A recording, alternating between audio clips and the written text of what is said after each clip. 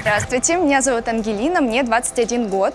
Я из города Санкт-Петербург, но родилась в Бишкеке, это в Кыргызстане. Так классно, достойно, энергично. Я думаю, что в этом случае нам стоит сделать исключение и дать тебе возможность быть частью проекта. Я очень рад, что ты пришла сюда. Правда, искренне. Ты очень красивая. Это молодые девчонки и парни, которые тебя увидят и которые этого стеснялись так же, как и ты, будут невероятно вдохновлены. Мне почему-то внутреннее чутье, которому я очень доверяю, подсказывает сказать «нет». Ты молодец, ты огромный мотиватор. Правда, спасибо тебе. Мы с тобой увидимся еще. Привет. Привет. Ты волнуешься, правда? Да, немного есть. Я хочу, наверное, сначала начать. Ты родилась там. Сколько ты жила в Кыргызстане? До 11 лет жила там, потом заболела. Мы начали искать, какие клиники, где есть. И свалили вот, в Питер, поэтому. Ну, свалили, конечно, грубо говоря, но да, пришлось лететь в Питер, потому что А там, во сколько тебе поставили диагноз? В 11. В 11 лет? В 11 лет, да. Расскажи мне, что произошло. Вообще, если говорить там чуть-чуть отойти от темы, я долго занималась танцами народными, вот, больше 5 лет. И у меня появились сильные боли в ноге в 11 лет. И, я сказала родителям, мы начали ходить по врачам, мне врачи поставили там растяжение. Вот, и я также ходила. Растянула. Растянула, чуть-чуть потянула. Чуточку. Да, вот. И мне наложили гипс, чтобы наверняка Растяжение, меня откреститься и сказать да. все. Мы все-таки мне наложили гипс, мы также ходили по врачам. А нога болела при этом? Да, боли усиливались. А на что похожа боль по ощущениям? Типа как ушиб? Сильный ушиб. Сильный ушиб, прям, свежий, да, типа? Да, вот когда на какой-нибудь такой синяк сильно надавишь, вот такая боль. А визуально как-то выглядело? Никак. Просто вообще болела не внутри видно было. нога? Даже на рентгене не видно было, то есть врачи на рентгене не увидели. Наложили этот гипс, я ходила, сдавала анализы, и спускаясь по лестнице, я сломала ногу. То есть в этом гипсе у меня косточка настолько истончилась из-за того, что там была уже опухоль, что она вот так просто сломалась. Ты же ходила на костылях? Нет, просто с гипсом, с мамой. А гипс на какой части был ноги? Ну, у меня вот здесь, получается, вот было. так Выше был. коленки у меня была опухоль, вот поэтому так у тебя был, вот так был гипс. Получается, я сгибать не могла. Да, захотела согнуть, и получилось, там случился перелом, и вот этот перелом распространил опухоль из кости в мягкие ткани. Вот ты уже узнала потом? Да, потом Вот меня отправили на снимок МРТ, и только на снимке МРТ мне уже поставили диагноз, что там не очень все хорошо. Я не совсем тогда понимала, что это, я что так происходит? скажу. Да. Мне как-то сказали, болеешь, надо лечиться. 11 лет, конечно, что ты я понимаешь. сказала, ладно, надо лечиться. Хотя родители, они были, это я сейчас уже понимаю, насколько они были в шоке, напуганы, в панике. Меня за 3 дня собрали в лежачем состоянии. Вот. В лежачем? Да, то есть я после того, как сломала, я уже не вставала. И меня перевезли, мы в Питер? Да, на самолете 3 места у меня было. Лежачим. Да. Абсолютно. У меня очень похожая история с мамой была. И ты знаешь, тоже ей поставили, она упала, я не смогла встать, и ей сказали перелом. 3 разных хирурга, это было на Камчатке. Приблизительно уровень, как в Бишкеке, я думаю, медицина. 3 раза говорили перелом, и нам пришлось срочно перевозить ее во Владивосток. А ты передвигалась на коляске? Нет, в лежачем. То есть в лежачем ты даже не могла встать вообще, и сесть тоже не могла. Тебе было больно? Ужасные были боли. 2 месяца люди пытались понять, что у тебя опухоль. Как ты думаешь, если бы узнали раньше, ситуация могла бы измениться? Я долго думала об этом, но эта опухоль, она очень-очень часто дает метастазы сразу. То есть именно потому, что мне так радикально все решили, то есть не стали сохранять ногу, я сейчас сижу и даю это интервью. Если бы что-то начали придумывать, там не было бы перелома, ногу бы стали сохранять, там полезли менять часть кости, просто опухоль могла просто метастазировать по всему организму. Да. И непонятно бы вообще, где ты была сейчас. Поэтому, если вот так все сложилось, значит, так сложилось. Так сложилось, да. Расскажи, что происходило, как происходило лечение. Так, у меня были курсы химиотерапии. Меня прохимичили, у меня выпали волосы, брови, все выпало, ничего не было. Нога была на месте еще? Да. Химиотерапия как происходит? Не все знают. Химиотерапия – это капельницы с препаратом. Ты лежишь в больнице. Тебя Да, привезли всё, сразу же с аэропорта всё. в больницу? Да. В какой всё. больнице ты лежал в Питере? Не имени Петрова. Ну, сейчас это НМИЦ, по-моему, переименовали уже. На что похоже это ощущение?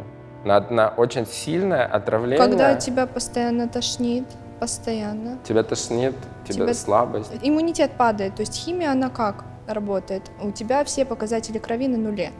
То есть ничего нет, ни тромбоцитов, ни гемоглобина, ничего. Все падает. И, потом, когда тебя откапывают, вот это 3 дня была у меня химия, курс, 3 дня, а потом промывка идет. У тебя были такие же волосы? У меня были длиннее волосы, прям такие. Мы приняли решение побрить волосы, как бы убрать. До этого, да, это чтобы не была видеть. большая ошибка, потому Почему? что до момента химии они уже начали отрастать, а потом вот этот ежик весь начал выпадать. И волосы были эти везде. У меня до сих да. пор, я помню, есть футболка, я люблю Питер, когда мы приехали, я ее купила. И она до сих пор в этих мелких волосах, они там и Что он не остались. выстирывается? Зачем ты его хранишь? Просто, господи. Какой мрак вообще, зажги ее. Я просто думал, знаешь, как в фильмах показывают, что ты прямо так берешь волосы. А у нас были девочки, которые не стали так делать. Это умное было решение. Они прям, брали потом, и волосы прям вот так клочками выпадали. Это не самое страшное, что можно правда, потерять да, в этой но больнице. Это правда. Это мне потом уже все со мной Тебе говорить, да. не самая большая потеря. Тогда я с проекта ушла, я говорю, это не самая... Да, это Нет, правда. это грустно, но это не самая большая потеря. Я до сих пор не понимаю, классно, что мы тебя не взяли в проект или нет. То есть я не до конца Мне могу. было самое обидно, что вы не взяли меня на фотосессию. То есть я Ну да, не но пришла показать, что у меня протез, я пришла в первую очередь. Да, я не понимаю, насколько это, знаешь, то есть, мы выделили тебя или нет. То есть это во благо было или нет, потому что дальше, ты понимаешь. Я видела, я понимаю, да, почему, беготня конечно. это. Сколько всего ты лежал в больнице? 9 месяцев. 9 месяцев я лежала в больнице, и оттуда я выписалась, не завершив 2 химиотерапии, потому что у меня произошел анафилактический шок.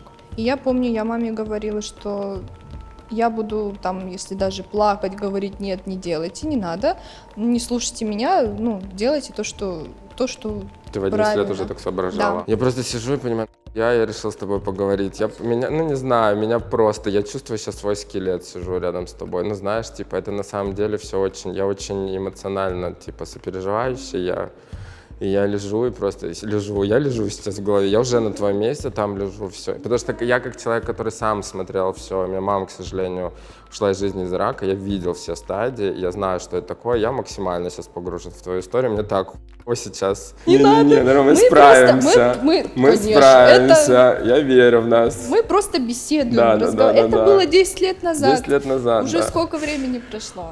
Так, Ничего. подожди, все, Да. я поплакала, сейчас я успокоюсь. Итого. Меня мама отправляла на интервью, сказала, шути. Но, в принципе, я так и понял, что в целом у вас семья такая, как-то а что делать? бодримся. Ой, у нас черный юмор вообще. Да, это слава богу, да. Это тоже, что меня очень сильно выручало. Тебе сделали, значит, лучевую, но они уже знали, что будут избавляться от Да. ноги, и тебе уже сказали. Да. А зачем лучевую тогда делать? Чтобы метастаз не был? Да, немножко. И они всеми способами старались ее прибить там немножечко, чтобы во время операции ничего как-то вот... Для всех просто проговорим. Метастазы — это... Это раковые клетки. Да. Они могут распространяться. Насколько я знаю, остеогенная саркома, она бьет по легким. То есть... Кто? Что? Какая саркома? Остеогенная саркома. Это Это что у за меня слово? была остеогенная саркома, саркома в кости. А саркома что такое? Вид опухоли рака. Погуглим. И когда мне в Бишкеке еще ставили растяжение и предлагали заменить кость, то есть опухоль вообще нельзя оперировать без химии, то есть разрезать, я понял. открывать, воздух Очень. попадет, все. Пока. Так, значит, тебе сделали лучевую. Это сколько прошло времени от того момента, когда ты лежала в больнице? В августе меня положили. Где-то в сентябре эта химия была, лучевая была. Все, мне сделали операцию. Что значит, все, мне сделали операцию, сказали, Так и все, было. отхуй, ногу. Я жила в своих каких-то иллюзиях, думала, что такую операцию по удалению делают каким-то таким лазером точным, прям супер каким-то инновационным. Потом я узнала, что на самом деле нет, там все страшно, но тогда эта мысль меня поддерживала, что все там... Ты делала, как думала, как в будущем, да? Просто как в Надеялась. обители зла, вот так. Ну, да. Еще нету. Джедай приходит, хуяк, следующий. Это Да, конвейер. Конвейер, как на вакцину, знаешь. Я сейчас задам вопрос, но я не знаю, готов я к ответу или нет. Ну и как это было? Меня привозят. И мы что-то еще ждали, пока там готовили все вот это. Еду?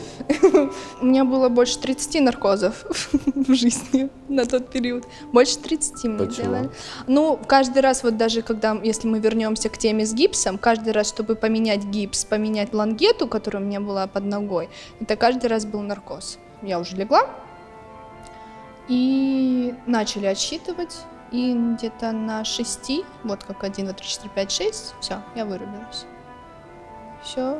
А дальше что? Потом я периодически просыпалась, ну, меня перевели в реанимацию, там лежат после операции какое-то время. Я помню потолок, который там был стеклянный, и холод. И мама, которая меня укрывает одеялом. Все, потом меня переводят в отделение. У меня отовсюду трубки, дренажи, кровь. Ну, я не совсем это все вижу. И я уже день на 2 или на 3 присаживалась, то есть старалась присесть. У меня было огромное желание встать после того, как я пролежала 3 месяца, не вставая. У меня прям это была моя миссия. Когда меня уже перевели в отделение, и уже можно было посмотреть, я посмотрела.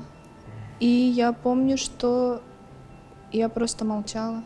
Я не Ты так смотрела? Я посмотрела. Мама вернулась, и я не разговаривала. Я не помню сколько, я просто не разговаривала, просто молчала. Знаешь, про что мне интересно было спросить? А тебе снятся сны, как у тебя 2 ноги? Да. Ощущение я еще помню, когда наступаешь. Пару снов было, я прям хорошо помню, где я бежала, ходила. Да, конечно, снится. И что, как ты с какими просыпаешься мыслями? Приснилось. И все, типа, да, и пофигу. Ну, а что делать? Ну, нет 2 варианта. Либо я буду страдать, либо я буду просто принимать, как есть.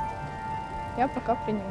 Была немножко радость, потому что в этой всей грустной истории, потому что мне оставили косточки немножечко побольше для того, чтобы я смогла ходить на протезе. То есть это был еще такой вопрос, который хирург немножечко рискнул и оставил побольше, чем предполагалось. Сколько ты лежала, типа, сколько трубки воткнуты в ногу?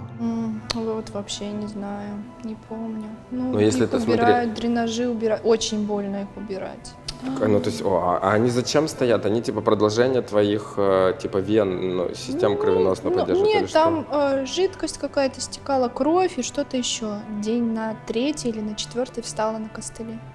И я вышла в коридор. Я На помню, костылях? Да, я помню, было так тяжело, потому что вот эта нога, она уже, ну, мышцы уже Да, их да, не да. было, ни стопа, ничего. Вот это я наступаю и не чувствую, то есть не держит тебя. Вот. Где нога заканчивается сейчас твоя? Можно потрогать? Да, а это протез, Ну да, он он просто твердый. сверху, да. Это твердое Ну, то есть всё. в любом случае где-то вот здесь вот заканчивается Да. твоя нога. Ну, 15 сантиметров где-то. Длинноногая! А что делать? А выписали тебя когда? Когда все зажило просто уже? Совсем выписали? Ну да, типа ты 9 Или- месяцев что там делала? Химичилась. Опять? То есть тебя Да, отрезали, и ты продолжаешь да, химичиться? конечно, Божечки, сколько всего ты капельниц-то было? 4 курса. Это же посуточная оплата пребывания там. В больнице, Больнице. Нам пришлось вот сделать гражданство мне, Ага. чтобы меня больница приняла. То есть вы и там перевели была с коммерческого квота на... была. вы поймали Да, квоту. Да. Родители чем у тебя занимаются? Ну, мама в кофейне администратором работала. папа в каком? занимался аэрографией машины. А сейчас? Ну, сейчас то же самое примерно, То есть Что в такое? такой... Ну, не олигархи, соответственно. Далеко нет. к сожалению. Знаешь, как у меня было с мамой? Она мне не говорила, то есть она очень долго мне скрывала, что у нее был рак. У нее сначала началось с груди, и она ходила с силиконовой вставкой, ей удалили грудь, но она мне не говорила. Я просто так прилетаю как-то, она говорит, что она сидит в парике, а мне лет 20. Я говорю, мам, ты что, в парике? Ты молодая еще, что случилось? Что ты как бабки старые, ходишь в парике, знаешь, так раньше было в дешевых. И она смотрит на меня, глаза в слезах, но она не плачет, но она молчит. И я что-то думаю, ну ладно. И я какое-то время протусовался с ней, я улетел. И в какой-то момент ночью просыпаюсь от этой мысли про маму в парике, звоню сестре и говорю, и она уже не выдерживает. И она мне говорит, ты что, совсем дурак? Включи логику. Вот, но у нас в семье так принято, если есть проблема, все делают вид, что ее нет. И поэтому я подыгрывал ей очень долго. Мы прилетаем в Москву, я жил в Москве уже, и она за день до вылета говорит, болит голова, вообще не могу, ничего не помогает. Слава богу, что здесь есть 24 часа МРТ, потому что на Камчатке на МРТ нужен один МРТ, и записываться за месяц. И мы поехали, сделали, нам тут же сказали, что метастазы в голове. И да, и, соответственно, потом это все ушло в позвоночник, и все, и после позвоночника мы уже не справились, но это длилось 9 лет. То есть 9 лет боролся. Хотя после первого рака ей сказали, что первые опухоли, ей сказали, что в лучшем случае полгода. А 9 лет, потому что настрой такой был. Поэтому здесь очень, мне кажется, да, это важный настрой. И мы приходим к врачу не помню в какую больницу, и он говорит, есть два пути. Вы можете получить квоту, и мы поставим вас в общие очереди, либо вы можете сделать платно. Но если вы сделаете платно и заплатите больнице, это государственная больница, то мы вас здесь тоже поставим в очередь. И большая часть денег уйдет в больницу. Мы с этого ничего... все деньги уйдут в больницу, мы с этого ничего не получим. Главврач мне говорит, тонкое отделение. Говорит, либо вы можете получить квоту, заплатить нам эти деньги, и тогда мы просто всей командой чуть более внимательно будем на это обращать. Государственная больница. Государственная больница. По итогу они нас развели на то, что мы получили квоту, и мы заплатили за эту операцию наличкой в конверте вот так. И якобы для того, чтобы все прошло хорошо. Потому что он мне сказал так, у нас очень маленькие зарплаты, и мы тоже хотим выживать. Я не знаю, как в такой сфере вообще такие разговоры могут быть. То есть человек спасает людей от смерти, и вот он просто предлагает, немножечко ему в этом помочь, чтобы чуть деликатнее все это происходило. Там просто люди в такой ситуации, они на все готовы. Конечно. И я сейчас, ты в шоке в таком, что я был что я понимал, что вообще не важно. То есть я даже не помню, у меня тогда не было, я даже не знаю, где я эти деньги взял, я не помню. Самое удивительное, что потом, когда через какое-то время я подумал, а как человек совесть, как у него вообще? Понятное дело, что я не один. Он говорит, это деньги идут не мне, а деньги идут нам всем. А при этом я понял, что у него кабинет, как вот эта студия. Чуть ли не из дерева, блядь. Надо же. Прикинь? Такое. Вы получили квоту, и вы ничего никому не давали. Хотя нет, откуда ты знаешь, мне, наверное. получается, сначала помогли в Бишкеке, отправили меня, потом детский фонд, химия была. Потом, квоту пришлось получать, конечно. Потому что это уже непонятно, потому что сколько ты там будешь держать. Да, мне должно было быть 6 химий. А тебе предлагали какие-то альтернативы лечения, куда-то полететь? Когда еще в Бишкеке были, мама с сестрой звонили и в Израиль, и везде, но даже в Израиле сказали, что все равно удалять придется вам, какая разница, где вам ее удалят. Знаешь, что самое удивительное? В онкологии еще все, или когда люди узнают рак, у нас такой подход в России, тебя сразу же хоронят. То есть я ходил по всем врачам за маму, и все собирал, а тебя сразу же списывают, то есть ты уже тебя уже нет. Во всех странах, в Америке тебя называют выживший, survivor, ты победил болезнь. Знаешь, еще самое ужасное, тебе не ставят на очередь протез, пока у тебя 5 лет после онкологии не пройдет. Почему? 5 лет — это ты уже в ремиссии. А до 5 лет еще... может быть, ты и подохнешь. Зачем тебе тратить такое деньги. Дорогое, все. Ремиссия — это что такое? Это когда тебя выписывают из больницы, но ты периодически находишься на проверке, приезжаешь очень часто, то есть с тебя не снимают онкологию, ты, но тебя выписывают при этом. Сейчас ты на ремиссии? Да. Ты будешь всю жизнь на ремиссии? Наверное, в онкологии ты всю жизнь находишься на ремиссии. Потому что там не знаешь, в какой момент что. Все, меня выписывают. Я без протеза, без ничего, на костылях. Возвращаюсь в Бишкек. Почему? У меня же там школа. А как ты вернулась в школу без ноги и что? Я была очень рада, я помню, что я была очень-очень рада взять костыли и просто прийти к своему классу, который меня на протяжении вот этих 9 месяцев они мне отправляли, там, я помню, мне подружка даже чупа-чупс отправляла, письма какие-то, все, не знаю, ватман там рисовали. То есть класс, в принципе, тебя поддерживал? Да, да. Не было буллинга никакого? Никогда. Молодцы, Нет, молодцы. это Класс, им, молодцы. им огромное спасибо. Ходила, как все, каждый день. Я была против домашнего обучения или чего-то еще. Вот, закончилась отличием, с медалью. Ну, молодец. Но тебе получается, что, в принципе, возвращение в школу помогло... Социализироваться, адаптироваться и отойти от всей этой истории. Мне, ну, типа, я забыл спросить, да, но это интересно про личную жизнь. Просто, вообще никак, а как, ну, просто интересно, как строится личная жизнь. Я вот про это, поэтому я его спросил. Поняла? Ну вот, оказывается, строится. Как? Вот первый раз строится. Первый раз? Да. Ну, нормально, одобряю, шкаф там такой. Чувствуешь себя как защищенный за большой Я стеной. поняла. А что ты не можешь сделать, но хотела бы, но ты не можешь из-за протеза? Побежать резко. Просто, да, бежать. Ты вообще бежать не можешь, получается? Вообще в теории на нем можно, но я боюсь. И ты с этим сколько лет? С 2016 года. Расскажи про него, как это вообще? Ну, государство не дает хороший протез, на котором я могла бы ходить самостоятельно, и чтобы мне не было больно хотя бы, как минимум.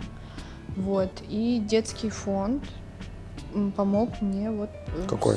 Русфонд. Русфонд? Русфонд. А как, скажи мне, что нужно сделать вот тем, у кого проблема? Потому что очень многие люди не знают об этом. Как получить помощь? Что для этого необходимо сделать? Писали письма. Вот, Просто ты да, находишь это- фонд помощи, Да. а вот Русфонд, он на чем специализируется? Просто помощь всем? Детям. Детям Только с детям. онкозаболеванием? Не могу сказать точно, Мгм. но детям. А сколько он стоит сейчас, например? Примерно порядок. Ну, я не знаю, вставлять это в... Почему? Ну, мы, не если что, знаю. скажи, вырежем. Да, лучше, наверное, вырезать. Где-то столько денег он стоит. Ну, не все понимают, что это фонд, что это не я, что это было оплачено через фонд сразу в клинику, что денег никаких, то есть не было никуда. Не готова к обсуждению стоимости протеза. Не надо. Я вообще даже себе представить не мог, что это такие деньги. Я думал, это совершенно другие. Я думал, как минимум в 3 раза меньше. Электроника, это же заряжается. А где его делают? Вообще коленки, вот, он же сборный, вот эта часть, вот эта коленка, ну вот это снимается, это все оболочки. То Да, есть да, это там просто для вида, да. железка. Да, это коленки в России есть, это фирма, то есть она отправляет. А вот конкретно вот этот верх, его делают только в Германии, индивидуально на заказ. Мгм. И вот его менять мне надо. Сколько он заряжает? На сколько хватает зарядки? Ну, А я зачем сейчас зарядка нужна? Что он чтобы там? он сгибался, вот это движение делал. То есть я, когда наступаю на него, я давлю весом своего тела, Ага. эту свою ногу ставлю, Мгм. надавливаю и выбрасываю. И вот это движение... вот этот вот да, именно момент. Да, вот, и я заряжаю раз в 5 Поэтому дней. так колено и важно. А вот здесь Да. вот этот сустав, там Не как двигается. функционирует? Просто, да? А есть такие, в которых двигается? Я думаю, где-то есть. Там есть что-то типа изображающее пальцы? Как этот? Да, есть пальцы. Ну, У то меня есть даже есть оболочка, которая прорисованы ногти, венки. И эта оболочка, и еще на стопу есть. Такая же, вот из такого же материала? Нет, она из силикона. Ну, это Типа- просто визуально для босоножек, например. Ну, я босоножки не ношу, поэтому можно таких штук классных наделать. Это на 3D принтере можно напечатать вообще все, что угодно. Просто тоже этим никто не занимается, и это затраты, и никто не хочет за это браться. А как вот эту Да. вот штуку просто можно сделать бежевой, да, по факту? Да, по-разному, конечно. Любые есть, да? Да. У тебя есть какая-то фаворит, как бы ты хотела сделать? Я думала, что это такое прозрачно-бензиновое такое, чтобы оно... Совсем еще больше киборгом быть, Ну, а почему нет? чтобы привлекать внимание. Ну, а бежевая, она жуткая.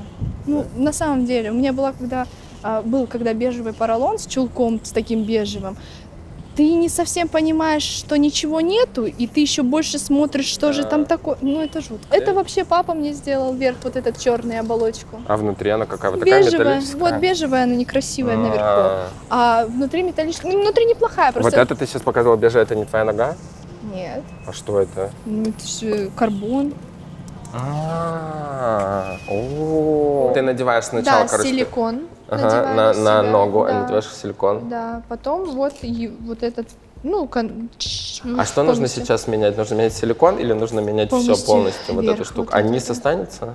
Вот это колено, вот у меня была огромная борьба с государством, которое мне отказывает. Отказывало оно по причине того, что у меня косточка на 1,5 сантиметра меньше, чем у них прописано в документах. Сейчас я в процессе решения этого дела, потому что я начала освещать его в соцсетях везде, говорить про эту проблему. И вот по коленке я сейчас жду утверждения в главном бюро, вроде как мой вопрос решается. Главное бюро чего? Медико-социальной экспертизы в Москве. И государство обязано помогать инвалидам. По Ты знаешь, моему сколько налогов опыту. плачу в год, ты бы знал. По моему опыту, у них главная задача отказать. Просто сделать максимально, что тебе... И ты ходишь типа с вот с этими измерителями, да? Ну это психологически сложно. Ты, Ну я да, читал, у ты меня- ревела там в Инстаграме по этому поводу, да? На комиссии, когда я пришла и увидела, что нет ни одного протезиста, ни одного ортопеда, а сидит невролог и кардиолог и решают, на чем мне ходить, ну я просто ревела. А сейчас, когда у тебя уже исполнилось 18, ты не можешь просить поддержки у фондов каких-то? Слишком крупная сумма. А это какой протез? Бионический протез с Бионический. внешним источником питания, да. Вот, это Да. бионический протез. Да. Все, что самое главное дает этот протез, это Ты безопасность. хромаешь сейчас? Да. А это- от чего это зависит? Ну, не стараюсь, не всегда стараюсь. Вот есть периоды, когда я хожу очень хорошо. А почему ты не стараешься? Это постоянно концентрация. Вот когда ты идешь, ты не можешь отвлекаться. Ты думаешь, длина шага, как ты держишь спину. То есть ты постоянно вот в таком напряжении. То есть он сделал тебя правильно, то есть все с ним в порядке? Ну, он собран Под верно. тебя. Ну да. Здесь еще есть один момент, что я очень сильно похудела. Очень. А в нем худеть нельзя. И я немножечко западаюсь в эту сторону, потому что я похудела в объемах. То есть тут очень много нюансов, поэтому мне верхнюю часть надо поменять. А нельзя просто типа Я сделать силиконовую, подкладывала подкладываешь? уже, ничего не помогает, нужно переделывать силиконовые чехлы под мои сейчас объемы и размеры. Тело же будет меняться постоянно. То есть тебе нужно постоянное ТО. И это постоянно тебе нужно отстегивать. То есть, короче, просто всю жизнь работаешь на свою ногу, получается. Сейчас ситуация какая? Ты пытаешься разрулить вот эту часть. А почему ты не можешь сделать какой-нибудь типа кикстартер или что-то такое? Ну, это типа, знаешь, сбор средств. Ну, не ну, типа какой-то, типа открыть сама, ну, есть же цели благотворительные всякие. Просто люди переводят деньги. Не знаю даже. Почему ты это не хочешь сделать? Тебе люди будут переводить на протез. На самом деле, я просто смотрел передачу с Роговым, видела? Как он девочке собрал на протез на руку, бионический. 2,10 он стоит. 2 ляма 100, что такое. Есть фонды, которые занимаются тем, что помогают... Взрослым? Да, и детям? взрослым в частности. И они собрали благодаря соцсетям за месяц 2 миллиона. Поэтому в данном случае, я думаю, что нужно рассчитывать на тебя при твоей внешности и при твоей любви к социальным сетям. Если ты отнесешься к этому как к работе, ты поймешь, что вот тебе, чтобы получить эту сумму, нужно просто работать. Не знаю, выбивает, если что-то не выходит. То есть я в любой деятельности вкладываю полностью, и если что-то там не так. Отличница, потому что... Вот даже с проектом. Я когда шла, я понимала, что, ну, я четко осознаю, в принципе, да, что там я много чего не могу. Это большая ответственность, и я это понимаю, что, возможно, если будут какие-то съемки, какие-то задания, где нужна физическая активность, я с трудом смогу в них участвовать, как бы я не хотела, как бы я не верила в себя. И я понимала, что, ну, это небольшая будет потеря, если, ну, не получится.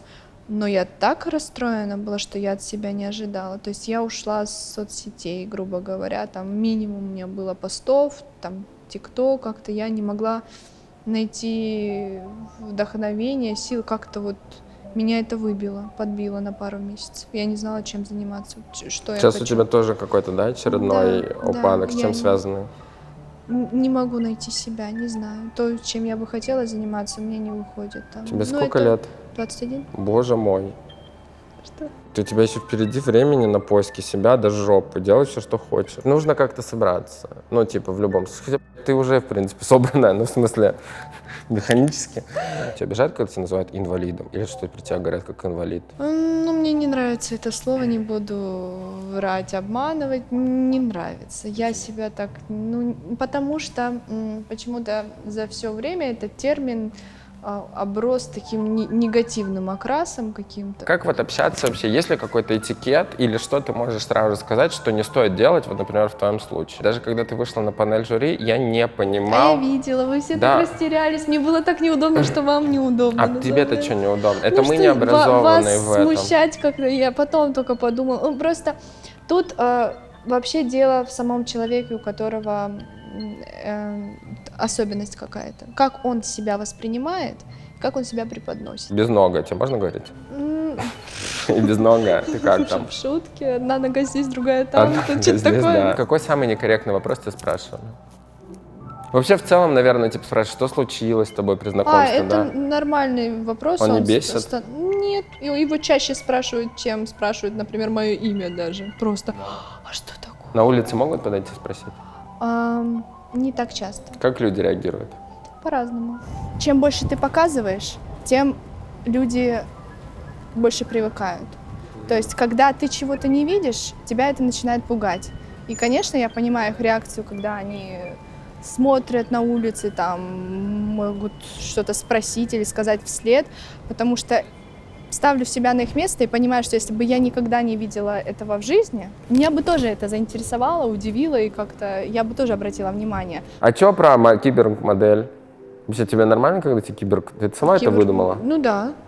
Ну, Да, потому что я загуглил, если такие реально определяют, потому что я видел, что-то там с этим связано, я смотрел видео, а ты первая, кого выдает кибермодель пока в Инстаграме, потому что у тебя это написано, ты первая в Гугле. Мне нравится, когда ты пишешь в своем Инстаграме про это, когда ты про это рассказываешь, когда ты делишься с тем, то, что у тебя, ты плакала из-за коленки, да, ты типа, такие-то встречи. Это все нужно транслировать людям, это твоя полноценная работа. Просто если ты хочешь, чтобы тебя поддержали, про это нужно рассказывать. Люди очень часто не понимают этого, потому что сейчас огромное количество информационного мусора. Плюс есть вот эти вот сумасшедшие люди, которые пытаются тебя развести на бабки, помоги спасти кого-то там.